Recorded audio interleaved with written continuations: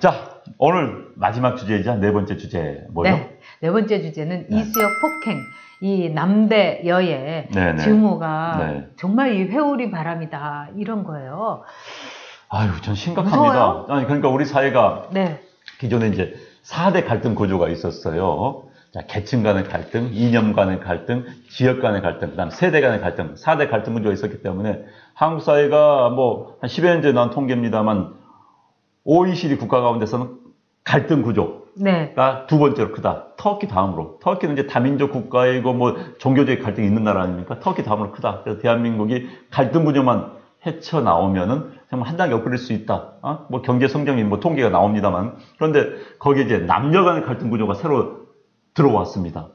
이건 아니거든요. 이건 아니거든요. 근데 여기는 전 이번 그 이수역을 쭉 제가 관련 언론 보도를 봤습니다. 제가 이번 취재를 할 수가 없어가지고 취재를 봤는데 여러 이야기가 나왔기 때문에 일단 팩트 체크가 굉장히 중요합니다. 이런 이야기를 가지고 내가 보고 싶은 이야기만 보고 내가 하고 싶은 이야기만 해서는 안 되는 거거든요. 이럴 때일수록 냉정하게 이야기를 해야 되는 겁니다. 그래서 한번 정리를 해드릴게요. 깔끔하게. 일단 13일 날 새벽 4시에 이수역의 술집입니다. 여기 이제 여성 2명이 있었는데 이 커플이 있었어요. 그러니까 이 커플들한테 여성 2명이 왜 우리 쳐다보냐 이래갖고 커플들하고 이렇게 싸움이 났어요. 그러니까 남성들 5명이 뭐라고 했냐, 좀 조용히 해라 이렇게 한 거예요. 그러고 나서 커플들은 자리를 떴습니다. 그럴 때 이 여성 2명이 헤드폰으로 촬영을 하기 시작했어요. 그러니까 남성들이 왜 촬영을 하냐 이러면서 몸싸움이 벌어졌는데 여성 2명이 먼저 물리적인 말하자면 가해를 한 거예요. 그런데 이것이 팩트였는데 이 여성들이 남성들에게 이렇게 맞았다 하면서 여성 1명이 뒷모습을 올렸어요. 그래서 청와대 게시판에 어떻게 여자를 아무리 그래도 팰 수가 있느냐. 이렇게 해갖고 32명이, 32만 명의 청원이 들어왔는데, 이 휴대폰 영상과 또 CCTV, 그 다음에 목격자들이 밝히니까 반전이 돼버린 거예요. 여성이 먼저 이 말을 했고, 또 몸싸움도 시작을 했다. 근데 저는 너무 놀란 게, 왜 이렇게 말을 하는 걸 동영상을 통해서 보니까 이건 입에 담을 수 없는 욕설인 거예요. 그래서 이게 무슨, 페미니즘의 문제도 아니고요.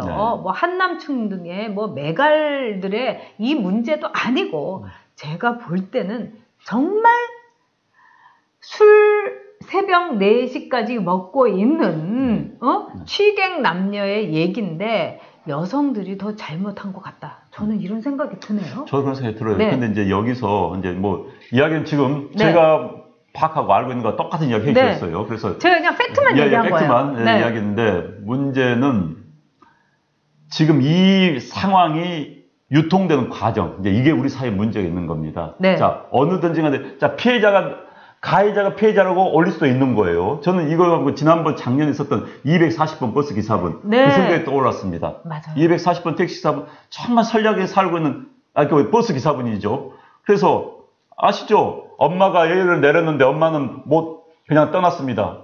그러니까는 누가 올렸어요.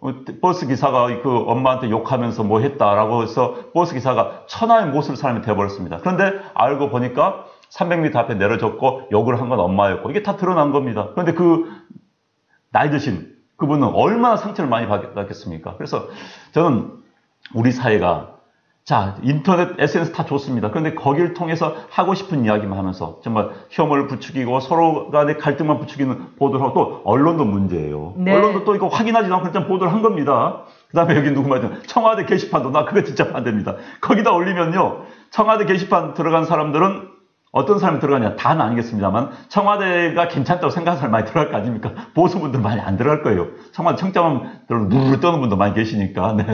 그래서 청와대 게시판도 문제이고 이게 지금 유통되는 과정 하나의 팩트가 정보가 유통되는 과정에 왜곡 될 수 있는 게 있고 또 우리 국민들이 흥분 잘하지 않습니까? 또 흥분까지 맞물려 가지고 사람 하나 죽여버리는 거 언론에 의해서 매장되는 거 아주 쉬운 세상이 돼버렸다. 이게 지금 문제인 겁니다. 그렇습니다. 경찰이 일단 쌍방 폭행으로 해서 입건을 했다고 하는데 정말 이거 법대로 처리를 해야 된다고 생각을 합니다. 그리고 오히려 이렇게 하는 분들이 진정한 페미니즘을 훼손시키고 있다. 네. 저는 이렇게 봅니다. 그리고 이번 사건에 대해서 제가 좀 다뤄보자 한 거는 이 원코리아님이 SNS는 인생의 낭비다 이러는데 정말 그 메뉴에 그 퍼거슨 그 감독이 얘기한 건데 맞다고 봐요. 근데 이 사건도 보면 저도 처음에는요 뒤통수를 이렇게 그 사진만 보면은 또 첫 언론 보도만 보면은 그러니까요. 얼마나 기가 막혔어요. 그리고 뭐 이 남편이 이제 또 왜 그 폭행해가지고 결국은 살해한 사건도 있고 딸들이 청원 올린 사건도 있고 이러니까 우리가 이제 어머뜨거라 한 거예요. 근데 상황을 이렇게 보니까 이거는 심각해도 보통 심각한 왜곡 상황이었던 거죠. 그러니까 지금 그러니까 240번도 똑같은 과정을 겪었죠. 올리니까 흥분하고 또 우리가 이제 막 매도하고 했는데 이번 사건은 일단은 경찰 조사는 좀 빨랐으면 좋겠어요. 근데 이제 가끔요, 이게 보면 우리 사법당 눈치를 봐요. 이거 이렇게 했다가는 또 우리 여성들한테 욕먹는 거 아닌가. 제발. 눈치 보면 안 되는 거예요. 있는 그대로 빨리 정리를 해줘야 됩니다. 이건 복잡한 거 하나 없어요. 관계자들 부르고, 그 다음에 CCTV 하고, 하면 금방 나옵니다. 금방 나오기 때문에 이런 부분에서는 빨리 정리를 해줘야 되는데, 눈치, 대한민국이요. 얼마 전에. 떼법이 뭐냐고 누가 물어봐요. 떼법. 떼법.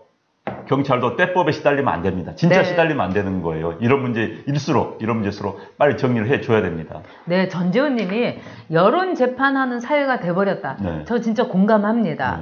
그리고 프리트루스 님이 여자지만 페미들이 너무 내로남불한다. 정말 그래요. 그리고 저는 요즘 굉장히 문제가 되는 거는 이 사건이 터지고 나서요. 집집마다 난리가 난 거예요. 왜냐면 여고생, 그 다음에 여성, 저도 여자대학 나왔지만 여대 다니는 뭐 딸이 그냥 집에 와가지고 이수역 얘기를 갖고 머리가 짧다고 해가지고 할 수가 있냐. 그러니까 아빠가 이제 좀 알아봐야지 좀 상황이 어떤지. 그러니까 아빠는 어떻게 그럴 수가 있냐. 그래갖고 문을 콱 닫고 나가고 온 집안에서도 이 문제 때문에 집안의 공기가 아주 냉랭해지고 정말 옛날에 어떤 분이 이랬어요. 그 이제 해방 전후사에 남과 북으로 갈려갖고 공산주의하고 이제 자유주의하고 갈려갖고 형제끼리도 싸움하는데 지금 이 문제를 갖고 집안 싸움 내분이 일어났다. 근데 이런 집안이 한두 집안이 아닙니다. 그러니까 이게 우리 사회가 과거에 여성들의 권리가 보장받지 못했던 건 맞습니다. 또 인류의 역사 그래요. 그래서 저는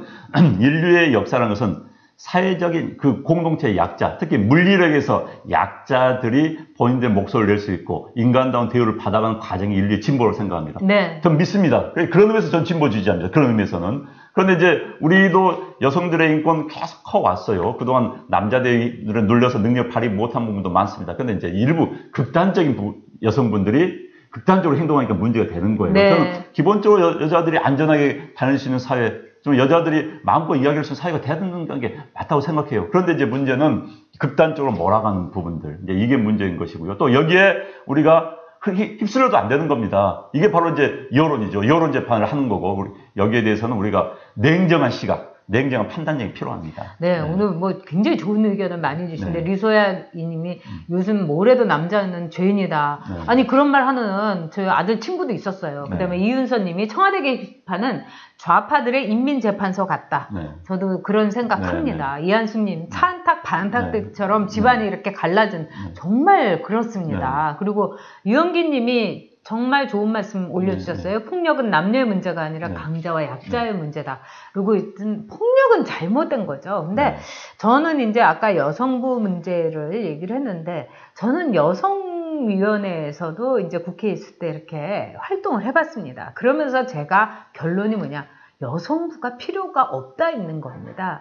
여성부는 제가 보기에는 앞으로 사실은 이거를 이 보건복지부에다가 이렇게 합부를 하든지 이래서 여성부가 하는 일이 보건복지부하고 너무나 이렇게 이 오버랩이 돼갖고 서로 밥그릇 싸움하고 있어요. 그 다음에 여성부는 어느 정도냐면은 영부인이 말을 하자면 그 인사를 한다는 소문이 공경론이 이건 뭐 보수 뭐 좌파 할 것 없이 있었어요. 그렇기 때문에 여성부 장관들의 수준이 굉장히 떨어졌어요. 그리고 여성부는요 예산이 있는데 그거를 다 발표를 안 해요. 특히 무슨 뭐 어디 가서 밥 먹고 이런 장관 정관의 판공비 이거를 누구야 장하성 실장의 누나인지 동생인지 장하진 장관이 있을 때 그거를 밝히지 않았어요. 여가부만 안 밝혔어요. 다른 데는 다 장관 판공비 밝혔는데 이런 점에서 저는 여성이지만 오히려 여성들의 위치를 여가부가 흐트리고 있습니다. 네. 사실 여성부는요. 네. 처음부터 이제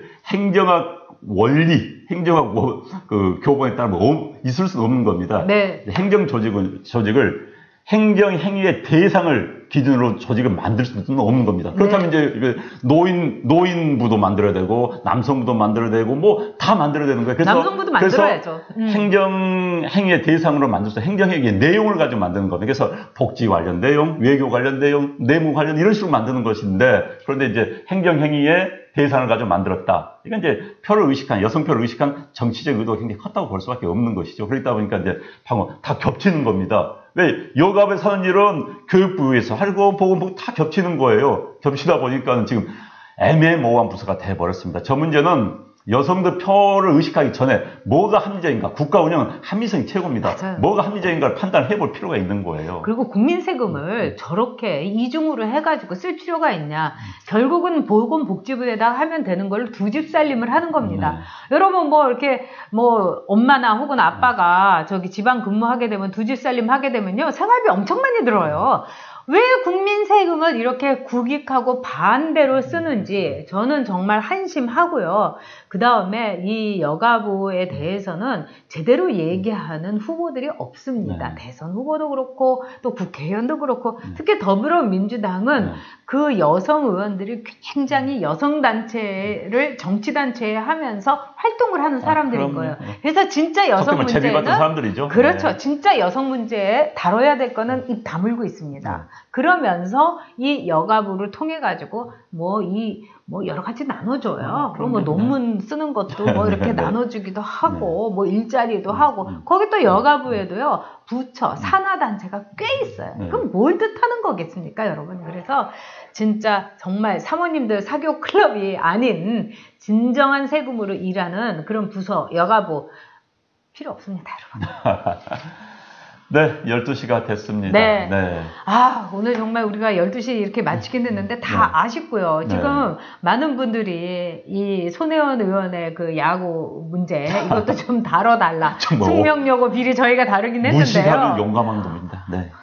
맞아요. 맞죠? 네. 무식하면 용감하기도 하고 정은찬 그 총재처럼요. 이렇게 비겁하면은 사고 치는 겁니다. 그리고 손동열 야구 감독 이웃나라 일본에서는 영웅이었습니다. 나고야에 있을 때요. 네. 근데 일본은요, 훌륭한 사람들에 대해서는 정말 인정을 합니다. 손동영 감독이 그 오신환 선수 이 문제 저도 이렇게 깔끔하게 근데 정말 그게 무슨 국감에서 다뤄지기나 했습니까? 제대로 뭔지도 모르고 그렇기 때문에 손동열 감독이 정말 울먹이면서 사퇴 기자회견을 하는데 개인적으로 참 부끄러웠습니다. 저도 야구 너무 좋아하는 사람인데 이 정도인가. 그리고 정은찬 이 총재는 그러면 안 되는 겁니다. 아니 정말 정치적인 논리로 그러면서 손동열 감독 이상근 감독 필요 없다. 아니 총재가 그런 말을 다 하다니 교장 선생님이 그 교육위원회에 나와가지고 선생님들 그냥 다 기간제 교사 쓰면은 되는 거죠. 이렇게 말하는 거하고 똑같은 거죠. 말도 안 되죠. 말도 안 되는 진짜 거죠. 손동열 선수는 국보급이었습니다. 아마 요즘 시대에 태어나서 그 실력이 미국과 미국이 통해요. 미국 가서 아마도 지금 우리나라 누구죠? 네. 그러니까 미국 가서 정말 통할 수 있는 국보급 투수였고 류현진 투수 이상할 수 있는 투수였는데 어쨌든 그분을 저렇게 바보 만들고 무슨 범죄자화한 그런 사람, 그런 집단 반성해야 되는 겁니다. 그리고 정말 좋은 말씀을 해주셨어요. 정말 영웅을 만들 수 있고 우리 사람을 아끼는 세상. 그런데 이 정부 들어서 다 죽이지 않습니까? 다 죽이고 정말 과거 이야기 다 죽여버리면 그럼 누가 남습니까? 정말 안타깝고 손혜원 씨인가요? 무식하면 용감하다. 네. 이 정부에서 맨날 얘기하는 게 사람이 먼저다 그러잖아요. 그게 아니라 사람이 적폐다 이렇게 얘기하고 있는 것 같아요. 특히 우리 편만 먼저다. 그렇죠. 우리 편만 먼저다.